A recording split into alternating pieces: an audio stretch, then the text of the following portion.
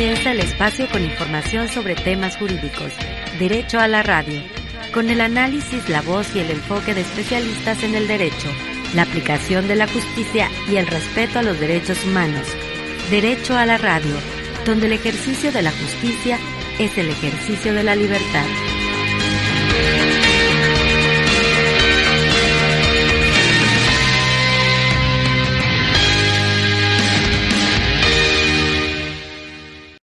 Buenas tardes, tengan todas y todos ustedes, sean bienvenidos a este espacio radiofónico, Derecho a la Radio, una producción de la Facultad de Derecho de la Universidad de Colima. Y bueno, nos encontramos transmitiendo en vivo desde las instalaciones de Radio Universidad, desde Universo FM 94.9. Les recordamos que pueden seguir la transmisión a través justamente del 94.9, pero también del Facebook oficial de la Facultad de Derecho, y posteriormente podrán consultar este programa en el canal de YouTube Facultad de Derecho UCOL. Y bueno, como cada programa, se encuentra con nosotros esta tarde nuestra amiga Bárbara Mancera. Hola Bárbara, muy buena tarde. Hola, ¿cómo estás? Qué gusto saludarte, y por supuesto también hay que recordarles que pueden sintonizar la retransmisión de este programa el sábado a la 1 de la tarde, también en esta estación radio de la Universidad de Colima 94.9. Además, el día de hoy vamos a abordar un tema muy interesante, es el denominado Derecho a la buena administración pública.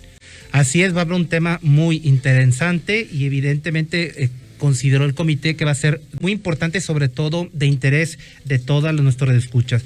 Y bueno, si estás de acuerdo, iniciaremos este programa como tradicionalmente lo hemos hecho, y es con la participación del doctor José Ángel Méndez Rivera, quien presenta la sección editorial de este día. Adelante, doctor Méndez Rivera, le escuchamos. Buenas noches desde Colima, México. La editorial de hoy es La buena administración pública como derecho. El derecho administrativo en esta era posmoderna de los derechos parte de la consideración central de la persona y sus derechos a una buena administración pública, como concepción de problemas focalizados y complementaria del interés general, pues los ciudadanos ya no son sujetos pasivos, exclusivamente receptores de los bienes y servicios públicos que el poder público tenga bien conceder desde una visión macroadministrativa. El derecho a la buena administración pública solo se garantiza no solo jurídicamente, sino también políticamente, transitando de esa visión macroadministrativa tradicional del Estado a una visión microadministrativa de políticas públicas, que focalizan problemas públicos concretos en el contexto de una amplia gobernanza que permite que el ciudadano participe como actor de su derecho a esa buena administración.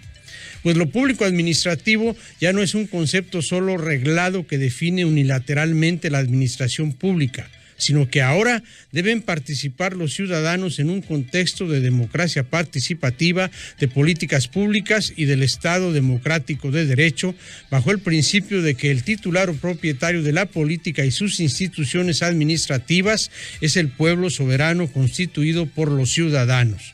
Así, el derecho administrativo contemporáneo, tal y como lo concibe el jurista español Francisco González Navarro, es el derecho del poder público para la libertad ciudadana, es decir, para que el ciudadano ejerza el derecho a la buena administración pública, ocupando un lugar estelar en la acción administrativa del Estado, lo que nos lleva también a consideraciones de derecho constitucional comparado, cuando la Carta Europea de los Derechos Fundamentales recoge el derecho a la buena administración pública justo como derecho fundamental, lo que arroja la siguiente pregunta: ¿el derecho a la buena administración pública solo tiene el carácter de derecho fundamental de naturaleza ciudadana, o es también un derecho humano inherente a la dignidad humana de la persona? ¿Y usted qué opina? Muchas gracias por su atención. Agradecemos al doctor José Ángel Méndez Rivera por la lectura de este editorial. Y bueno, Bárbara, para quien recién sintoniza esta transmisión, les compartimos que abordamos el tema relativo al derecho a la buena administración pública. Para ello, agradecemos que nos acompañe vía Meet esta noche al doctor José Rodal Chopa, profesor e investigador de la División de Administración Pública del Centro de Investigación y Docencia Económica. Bienvenido a su programa Derecho a la Radio, doctor. ¿Qué tal? ¿Cómo están? Muy buenas noches, tardes a todos ustedes, aquí a la orden de ustedes. Muchas gracias, doctor. Y para empezar, ¿podría explicarnos qué implica el derecho humano a la buena administración pública?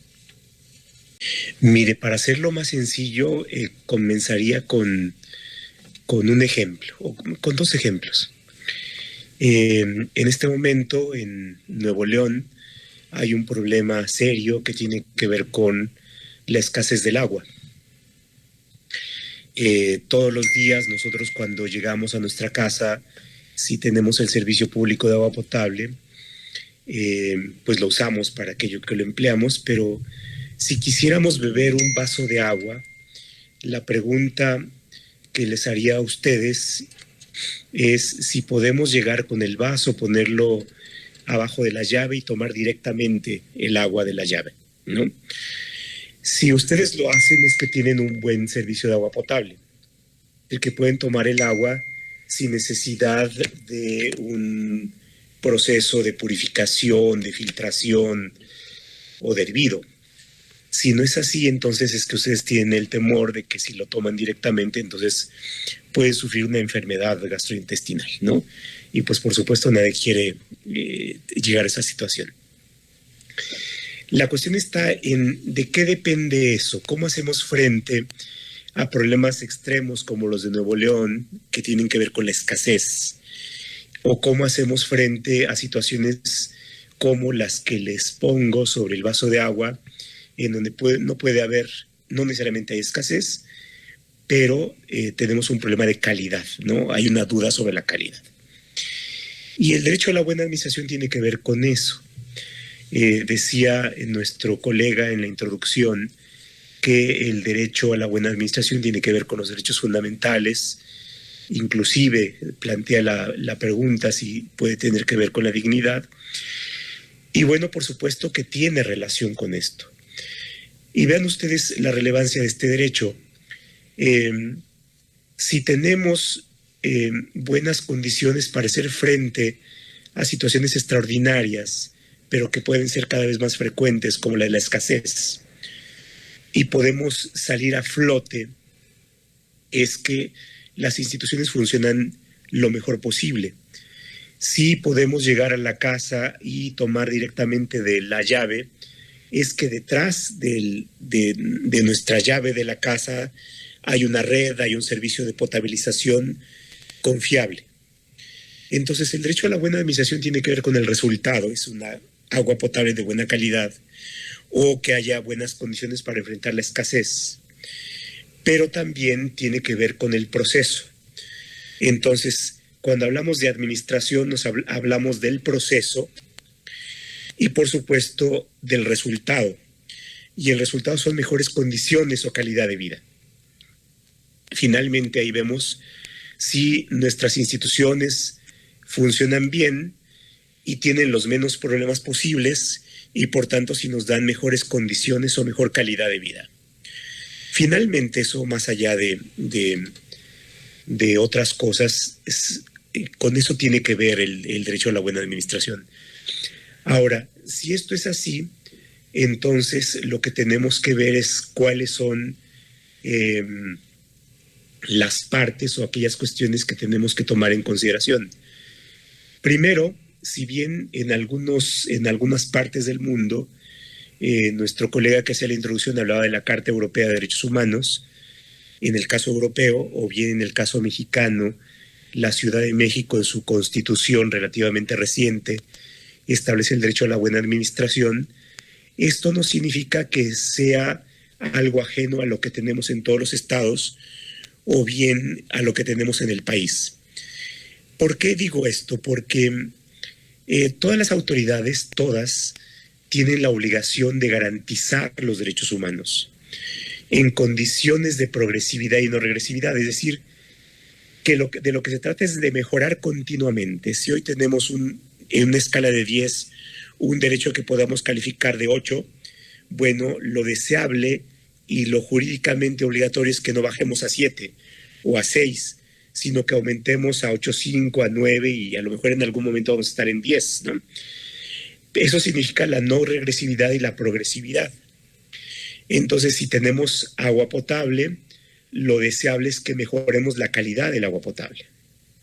Y ahí está esta parte. Entonces, y eso tiene que ver con buena administración, es decir, aunque la Constitución Federal, aunque la Constitución y las leyes de los estados no lo expresen textualmente, no significa que no haya una obligación del Estado y de las autoridades para administrar bien los recursos, para llevar a cabo buenas políticas públicas y por lo tanto para darnos buenos resultados, y eso significa buena administración, ¿no?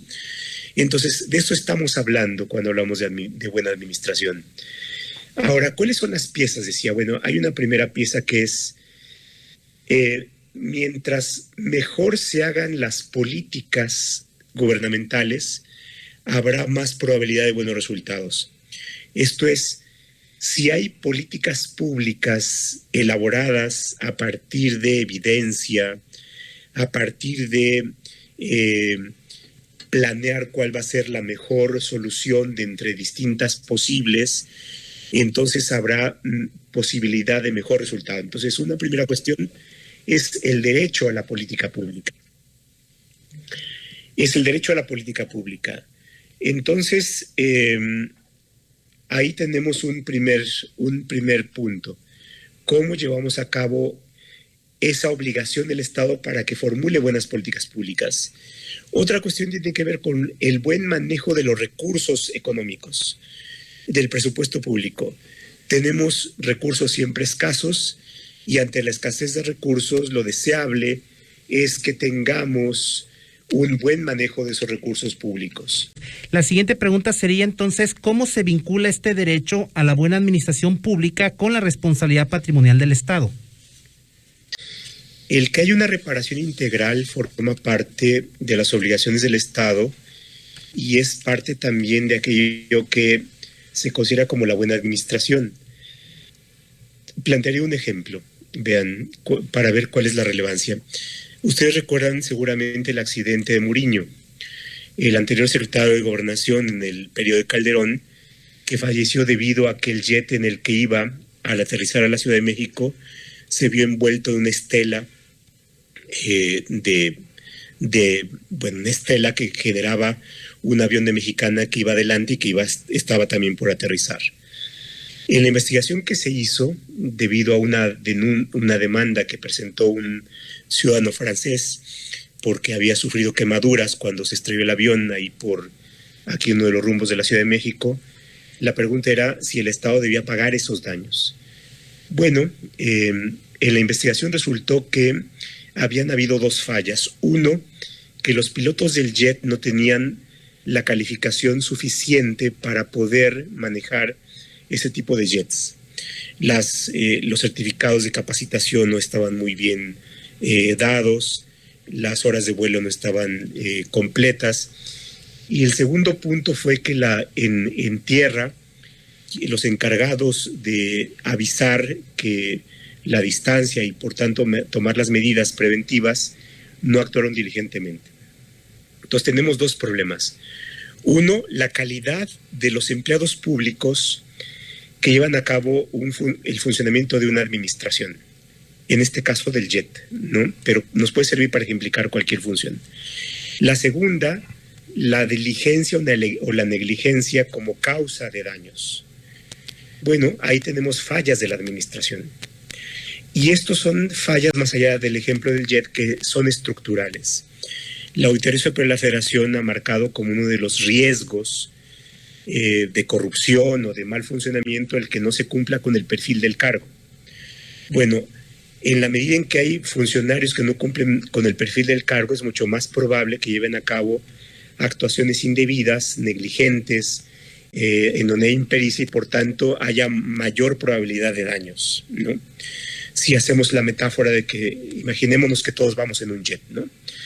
Entonces, ahí tenemos un problema y creo que nos permite o nos da una idea de cómo, si tenemos una mejor administración, disminuimos la probabilidad de daños y, por tanto, las personas tendrían mayor seguridad en los servicios públicos, en fin.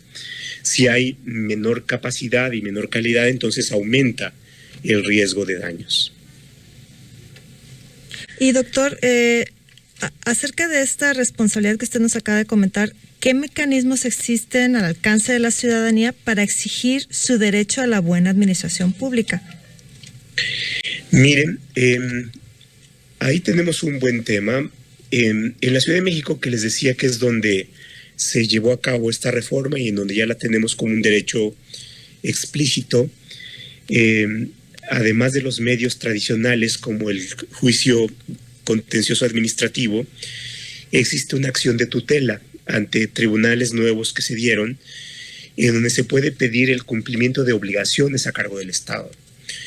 Y eso amplía la posibilidad de acciones. Entonces tenemos, por una parte, el juicio contencioso administrativo, tenemos por otra parte la acción de tutela, por supuesto siempre tenemos el amparo, y con esto podemos tener medios. En el caso, en materia federal o en las entidades federativas, bueno, para ciertos temas podemos tener los juicios de nulidad o bien el amparo, pero hay que decirlo, en el caso del amparo todavía tenemos problemas para hacer valer ciertos derechos, sobre todo cuando se trata de ciertas condiciones mucho más estructurales o de ciertas cuestiones que más que afectar a una persona, afectan a una colectividad.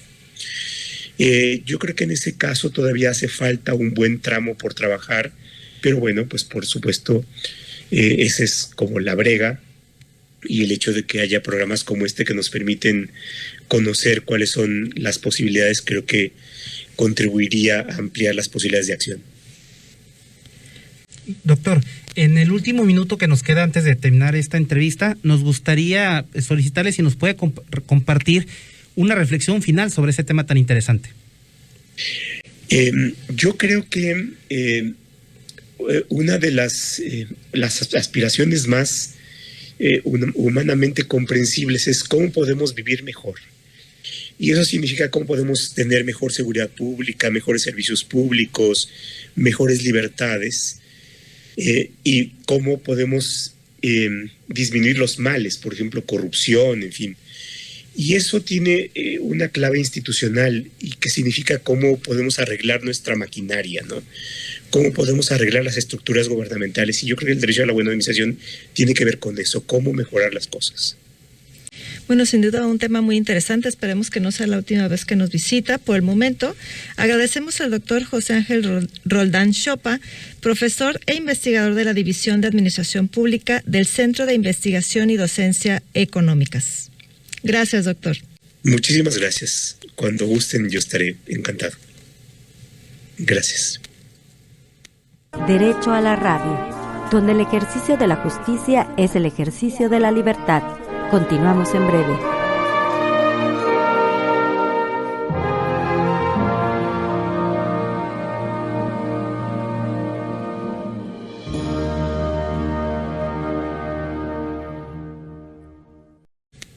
Y ahora, continuando con el programa, escuchamos a la doctora Jazmín Araceli Flores Montes. Ella es docente de la Facultad de Derecho de nuestra máxima casa de estudios, quien esta noche nos hablará acerca de la mediación, mecanismo que nos permite solucionar de manera pacífica, rápida, sencilla, aquellos conflictos de al menos de una manera diferente o distinta a la que tradicionalmente conocemos.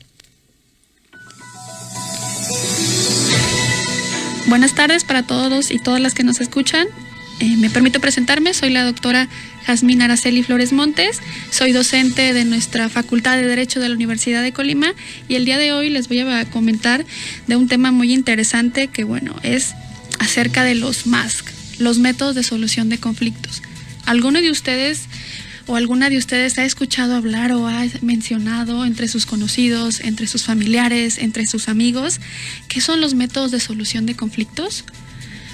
Bueno, les comparto que los métodos de solución de conflictos son alternativas diferentes, son nuevas formas de impartición de justicia en donde la solución la tienen las propias personas. Y bueno, existen también otros sujetos que van a apoyar a esta impartición de justicia alterna. Y bueno, particularmente el día de hoy yo vengo a comentarles o les voy a comentar acerca de la mediación. La mediación es un método de solución de conflicto por excelencia, donde existen diferentes sujetos o diferentes intervinientes y cada uno tiene un rol diferente. Por una parte podemos entender que son las partes. Las partes son estas personas que asisten a un tercero especialista y bueno, en ellas está la solución a su problema. ¿Y quién es este tercero interviniente? A este tercero interviniente lo vamos a encontrar o lo vamos a llamar mediador, facilitador, conductor de la comunicación, y eso es realmente lo que hace. apoya a que las partes que están en una problemática puedan, de manera pacífica, a través del diálogo, puedan encontrar esta solución a la problemática que los trajo ahí. Y bueno, existen diferentes tipos de mediación, como mediación familiar, mediación laboral, mediación vecinal. Y bueno, vamos a poner un ejemplo para poder entender este contexto: la mediación vecinal. Es decir, supongamos que yo tengo un vecino que todos los días en la noche se le ocurre poner música a todo volumen y es constante ese acto. Y bueno, ¿qué es lo que puedo hacer yo para poder hablar con mi vecino? Yo he intentado hablar con él y no me hace caso, ya no me pone atención, ya no me toma en serio, ¿no? Que bueno, que la verdad que a mí me está causando problema. ¿Qué es lo que yo tengo que hacer? Bueno, existen diferentes alternativas donde yo puedo solucionar esta problemática o este ruido que hace mi vecino, ¿no? Bueno, existe de manera pública y de manera privada. ¿Cómo yo puedo hacer o resolver esta problemática? Bueno, existe, no sé, el Centro de Justicia Alternativa, donde de manera pública pueden apoyarme a terminar con esta solución. Existen también dentro de algunos municipios la llamada justicia cívica, donde también pueden atender este servicio. Y también dentro de la Facultad de Derecho se encuentra el despacho, donde existe un área de mediación, donde también pueden apoyarme en esta situación. Yo expongo la situación, ahí me pueden apoyar. ¿Y qué es lo que pasa? Que mandan llamar a la otra parte, es decir, a mí y a mi vecino, y tratamos de conversar de manera pacífica, les digo, con ayuda de este tercero interviniente o llamado mediador. Y bueno, si nosotros pudiéramos, o si pudieran imaginarse la duración de un juicio comparado con una mediación, yo les pregunto, ¿cuánto dura un juicio normalmente de la materia o del área del derecho? ¿Qué dura? 6 meses, 1 año, 2 años, cuando mínimo. En cambio, si nosotros lo comparamos con la mediación, puedo compartirles que la mediación pueden ser en sesiones. Una sesión de 1 hora, de 2 horas cuando mucho. ¿Y cuál es la diferencia con este juicio normal o justicia tradicional, como le llamamos? Que en la mediación podemos arreglar el problema en una sesión, 2 sesiones. Es decir, en un máximo de 4 o 5 horas yo voy a ahorrarme todos los 2 años, los 3 años o lo que pueda durar un juicio. Y bueno, parte de estos beneficios, si lo podemos entender así, de la mediación, es que es más económica, sencilla, existe un menos o un menor desgaste emocional y bueno, tiene la misma validez que una sentencia. ¿Y qué es lo que causa o qué es lo que genera? Generamos una cultura de paz con sociedades pacíficas, en valores, fomentando estos valores de solidaridad, empatía y muchos otros más. Muchas gracias.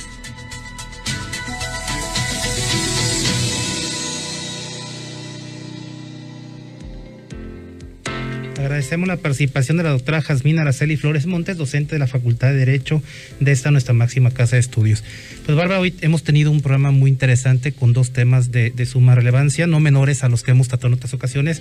Uno de ellos es el derecho a la buena administración pública y el otro relativo justamente a la mediación. Así es, y bueno, de estos temas también seguramente se desprenderán algunas inquietudes de nuestras audiencias. Háganlas llegar, ya saben, a través de nuestras redes sociales o comunicándose al 312-31-610-53. Así es, Bárbara, este programa se ha construido con la participación de todas y de todos y es importante que nuestros escuchas nos propongan también temas que les gustaría conocer. Vamos a despedir esta transmisión agradeciendo a todos nuestros escuchas, al equipo de producción de este programa, el doctor José Ángel Méndez, el licenciado Francisco Mayoral, la licenciada Reina Andrade, la licenciada Alejandra García, el licenciado Julio César Llerena Ceballos. Agradecemos el apoyo de Jessica Ramírez y de Óscar Segura en los controles, pero sobre todo agradecemos la participación y el apoyo de nuestros radioescuchas, quienes hacen posible este programa. Se despiden en los micrófonos Bárbara Mancera y Enoc Morán. Que tengan ustedes muy buena tarde. Aquí termina esta emisión. Te esperamos la próxima semana en Universo 94.9. Derecho a la Radio, una producción de la Facultad de Derecho de la Universidad de Colima.